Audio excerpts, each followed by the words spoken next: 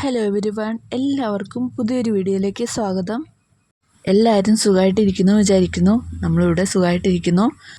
ഇന്നത്തെ നമ്മുടെ വീഡിയോ എന്ന് പറയുന്നത് നല്ലൊരു ബജ്ജി ഉണ്ടാക്കുന്നൊരു വീഡിയോ ആണ്. തട്ടുകടയിൽ നിന്ന് കിട്ടുന്നതിലും നല്ല ടേസ്റ്റോട് കൂടി തന്നെ നമുക്ക് വീട്ടിൽ തന്നെ തയ്യാറാക്കാവുന്നതാണ് കേട്ടോ. നമ്മളിവിടെ 9 ബജ്ജി മുളകാണ് എടുത്തിട്ടുള്ളത്. നല്ലപോലെ ഒന്ന് കഴുകി കൂടി എടുക്കാം.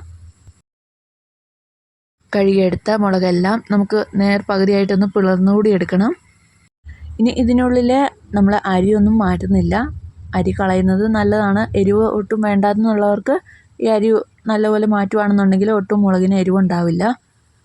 നമുക്ക് എരിവ് കുഴപ്പമില്ലാത്തത് കൊണ്ട് നമ്മളത് മാറ്റുന്നില്ല കേട്ടോ.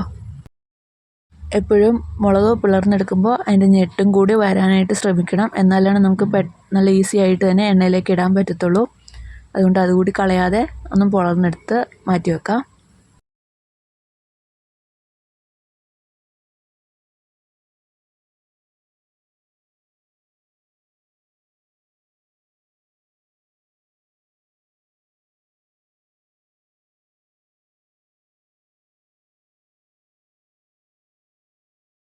മുളകെല്ലാം നമ്മൾ മുറിച്ചെടുത്തിട്ടുണ്ട്. ഇനി ബജ്ജിക്കായിട്ട് ആവശ്യമുള്ള മാവ് കൂടി തയ്യാറാക്കിയാൽ മതി. ബജ്ജിക്കായിട്ട് നമുക്ക് കായം ആവശ്യമുണ്ട്. കായത്തിൻ്റെ പൊടി ഇല്ലാത്തതുകൊണ്ട് തന്നെ നമ്മളിത് അലിപ്പിച്ചിട്ട് വേണം മാവിലേക്ക് ചേർക്കാനായിട്ട്. അതിനായിട്ട് ഒരു ചെറിയ കഷ്ണം ആദ്യം തന്നെ മുറിച്ച് നമ്മൾ വെള്ളത്തിൽ കുതിർക്കാനായിട്ട് ഇടുന്നുണ്ട്. പൊടിയായിട്ടുണ്ടെങ്കിൽ പൊടിയായിട്ട് ചേർത്താൽ മതി. നമ്മളിതാണ് യൂസ് ചെയ്യുന്നത്. ഇതിനാണ് കുറച്ചുകൂടി ടേസ്റ്റ് ഉള്ളത്, അതുകൊണ്ടാണ് കേട്ടോ. കുറച്ച് വെള്ളം കൂടി ഒഴിച്ച് കൊടുത്ത് നമുക്കിത് കുതിർക്കാനായിട്ടിടാം. പെട്ടെന്ന് തന്നെ കുതിർന്ന് കിട്ടിക്കോളും. അടുത്തായിട്ട് നമുക്ക് വേണ്ടത് വെളുത്തുള്ളിയും ഇഞ്ചിയുമാണ്. ഒരു 4-5 ചുള വെളുത്തുള്ളിയും ഒരു ചെറിയ കഷ്ണം ഇഞ്ചിയും കൂടി നല്ലപോലെ പേസ്റ്റായിട്ട് അരച്ചെടുക്കണം. അടുത്തായിട്ട് വേണ്ടത് കടലമാവാണ്. കടലമാവ് ആവശ്യത്തിന് എടുക്കാം. നമ്മൾ എടുത്തിരിക്കുന്ന മുളകിന് ആവശ്യത്തിനുള്ള മാവ് എടുത്തിട്ടുണ്ട്. ഒരു 250 ഗ്രാമാണ് നമ്മളിവിടെ എടുത്തിട്ടുള്ളത്. ഇനി കടലമാവിൻ്റെ കൂടെ തന്നെ ഒരു സ്പൂൺ അരിപ്പൊടി കൂടി ചേർത്ത് കൊടുക്കാം. ബജ്ജി നല്ലപോലെ മൊരിഞ്ഞ് കിട്ടാൻ വേണ്ടിയിട്ടാണ് അരിപ്പൊടി കുറച്ച് ചേർത്ത് കൊടുക്കുന്നത്. ഇനി പാകത്തിന് ഉപ്പ് കൂടി ചേർത്ത് കൊടുക്കാം. ഒരു സ്പൂണിനടുത്ത് ഉപ്പും കൂടി ചേർത്ത് കൊടുത്തിട്ടുണ്ട്. അടുത്തായിട്ട് നമ്മൾ അരച്ച് വെച്ചിരിക്കുന്ന ജിഞ്ചർ ഗാർലിക് പേസ്റ്റ് അതും കൂടി ചേർത്ത് കൊടുക്കാം. ഇനി നമ്മൾ കുതിർക്കാനായിട്ട് വെച്ചിരുന്ന കായം നല്ലപോലെ കുതിർന്ന് കിട്ടിയിട്ടുണ്ട്. അതുകൂടി നമുക്കിതിൻ്റെ കൂടെ ചേർത്ത് കൊടുക്കാം. ഇനി അടുത്തായിട്ട് വേണ്ടത് കുറച്ച് മഞ്ഞൾപ്പൊടിയും മുളക് പൊടിയാണ്. ഒരു സ്പൂൺ മഞ്ഞൾപ്പൊടി ചേർത്ത് കൊടുത്തിട്ടുണ്ട്. ഒരു സ്പൂൺ മുളക് പൊടി കൂടി ചേർത്ത് കൊടുക്കാം.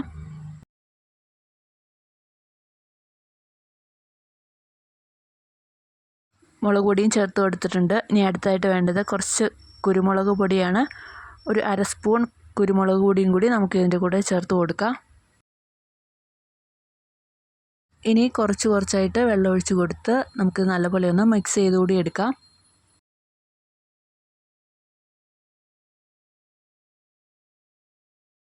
പാകത്തിന് വെള്ളമെല്ലാം ഒഴിച്ച് കൊടുത്ത് നല്ലപോലെ അതിലെ കട്ടയെല്ലാം ഒന്ന് മാറ്റി നമുക്ക് നല്ലപോലെ ഒന്ന് മിക്സ് ചെയ്തെടുക്കാം. കടലമാവ് ആയതുകൊണ്ട് തന്നെ അതിൽ കുറച്ച് വെള്ളം ഒഴിച്ച് കൊടുത്ത് വേണം നമ്മൾ മിക്സ് ചെയ്യാനായിട്ട്. അതല്ലെങ്കിൽ പെട്ടെന്ന് തന്നെ അതിൻ്റെ പരുവം മാറിപ്പോകും.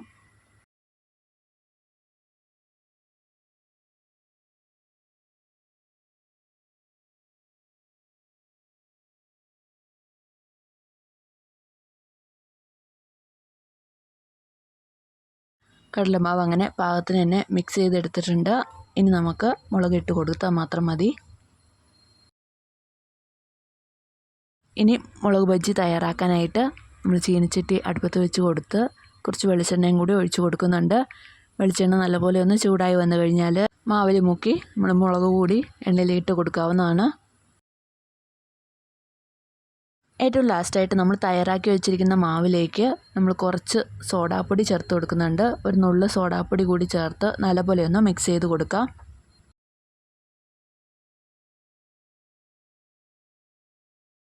മാവ് നല്ലപോലെ തന്നെ മിക്സ് ചെയ്തെടുത്തിട്ടുണ്ട്. നമ്മുടെ എണ്ണ അങ്ങനെ ചൂടായി വന്നിട്ടുണ്ട്. ഇനി മുളക് ഓരോന്നായിട്ട് മാവിൽ മുക്കി നമുക്കിനി എണ്ണയിലേക്ക് ഇട്ട് കൊടുത്താൽ മാത്രം മതി.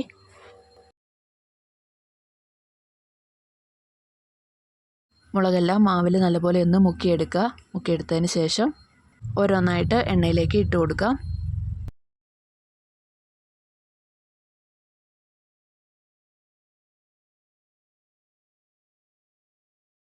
മുളക് നമ്മൾ എണ്ണയിലേക്ക് ഇട്ട് കൊടുത്തിട്ടുണ്ട്. ഇനി എണ്ണയിൽ കിടന്ന് ഒരു വശം നല്ലപോലെ ഒന്ന് മൊരിഞ്ഞ് വന്നു കഴിഞ്ഞാൽ മറുവശത്തേക്ക് ഇട്ട് കൊടുത്താൽ മാത്രം മതി.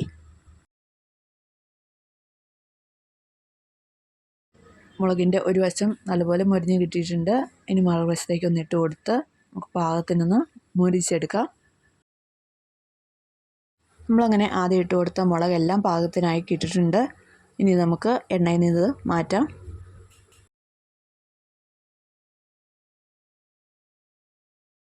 നമ്മുടെ ബജ്ജി മുളക് അങ്ങനെ നല്ലപോലെ കിട്ടിയിട്ടുണ്ട്. ഇനി അടുത്ത ട്രിപ്പും കൂടി നമുക്കിതുപോലെ തന്നെ മുളകെല്ലാം ഇട്ട് കൊടുക്കാം. എപ്പോഴും ഓരോ മുളകും ഇട്ട് കൊടുത്ത് പ്രത്യേകം വേണം നമ്മൾ മാവ് അതിൽ തേച്ച് പിടിപ്പിക്കാനായിട്ട്. മുളക് ഒന്നിച്ചിട്ട് കൊടുത്ത് മാവിൽ മിക്സ് ചെയ്ത് കഴിഞ്ഞാൽ അതിൻ്റെ പല ഭാഗത്തും മാവ് എത്തില്ല. അതുകൊണ്ട് തന്നെ ഓരോന്നായിട്ട് എപ്പോഴും മാവിൽ മുക്കിയെടുക്കുക.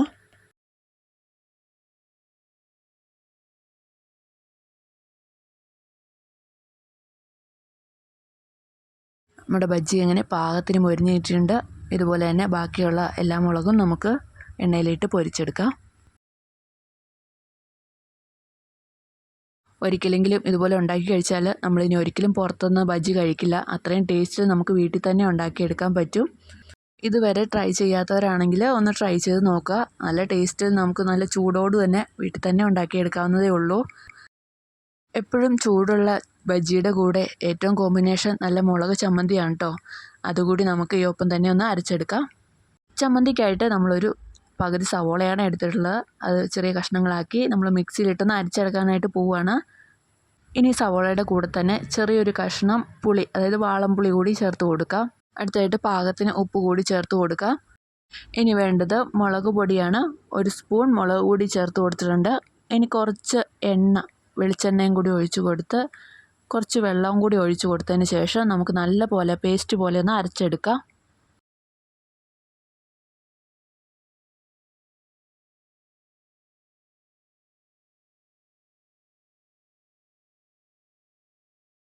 നല്ല പോലെ നമ്മുടെ മുളക് അരഞ്ഞു കിട്ടിയിട്ടുണ്ട്. അങ്ങനെ നമ്മുടെ മുളകും റെഡി ആയിട്ടുണ്ട്. നല്ല അടിപൊളി മുളക് ചമ്മന്തിയാണ്. ഇത് കൂട്ടി എത്ര ബജ്ജി ഉണ്ടെങ്കിലും നമ്മൾ കഴിക്കും. എല്ലാവരും ഒന്ന് ട്രൈ ചെയ്ത് നോക്കണേ.